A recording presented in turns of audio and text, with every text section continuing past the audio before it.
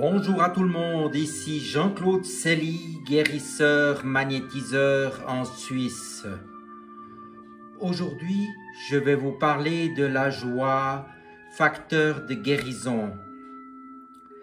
La sérénité vous accompagne, la joie demeure en vous. Devenez la demeure de la joie et soyez la joie.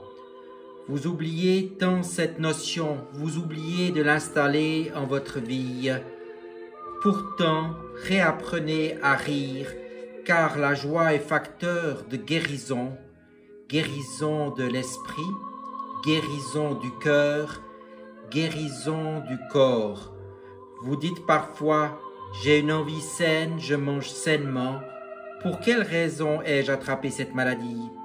Pourquoi mon organisme s'est-il déréglé? Pourquoi suis-je triste, déprimé? Le problème est que, cher être, vous voyez en priorité ce qui ne va pas et vous vous focalisez sur cela. Pour vous aider, ne pouvez-vous pas vous habituer à regarder aussi ce qui va bien? Car même si quelque chose ne va pas en votre vie, il y a certainement des choses qui vont bien. Vous le savez, les médias sont prompts à vous donner de mauvaises nouvelles, mais de bonnes nouvelles sont rarement diffusées. Lorsque cela se produit de manière répétitive au cours de la journée, naturellement, vous vous en doutez, ces informations finissent par agir sur votre morale, induisant le stress et la tristesse en vous.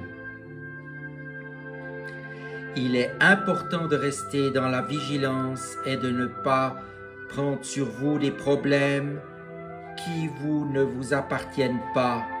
Vous pouvez toujours agir de là où vous êtes en ayant une pensée de lumière et de paix pour ceux qui sont en souffrance, mais entrer dans l'état du mal, être collectif, n'aide aucunement ni les personnes concernées ni les autres. Vous ne faites qu'en rajouter au problème et perdez votre joie de vivre qui est si précieuse. Lorsque vous vous nourrissez, soyez dans la joie et la reconnaissance de ce que vous avez sur votre table et surtout ne mangez pas en écoutant des mauvaises nouvelles. Ne mangez pas en ressassant vos problèmes, mais mangez en étant heureux et en savourant. Savez-vous que les mots ont une portée vibratoire et lorsque vous mangez, vous vous nourrissez aussi de ces vibrations qui vous parviennent de l'extérieur et aussi de l'intérieur lorsque votre mental s'agite et que vous êtes sous son influence? Constatez, cher être, que vous créez aussi de cette façon votre bien-être ou votre mal-être. L'alimentation se doit d'être conscientisée et les habitudes mises en lumière. Vous êtes-vous réellement intéressé à cette question sur vos habitudes alimentaires, sur l'effet de ces aliments, sur les trois aspects, corps, cœur, esprit, selon ce que vous ingérez? Vous serez peut-être en conscience et vous aurez pris conscience d'un tas de choses. Il ne s'agit pas d'un cours de diététique, il s'agit de devenir conscient de l'effet que la nourriture produit sur vous.